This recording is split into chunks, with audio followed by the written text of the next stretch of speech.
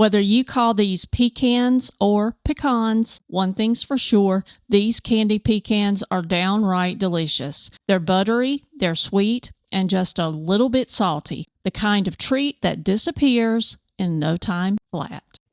Welcome to New South Table. I'm Melissa, and I'm glad you're here.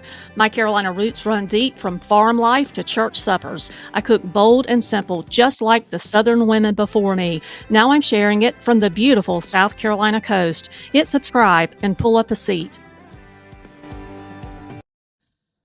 Start with 3 to 4 tablespoons of butter melting in a skillet over medium heat. Once it's melted, you'll add in a half a cup of brown sugar. You can also use coconut sugar if you prefer, or Splenda. A half a teaspoon of cinnamon, and stir that until it's smooth and glossy.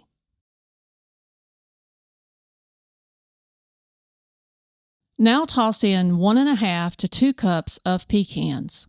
Sprinkle a little kosher salt on top, and keep stirring these so every nut gets that buttery, spiced coating.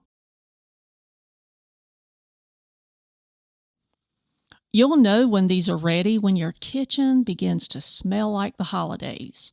Warm, sweet, and toasty. Once the pecans start to deepen in color, take them off the heat. Then spread them out on parchment paper to cool.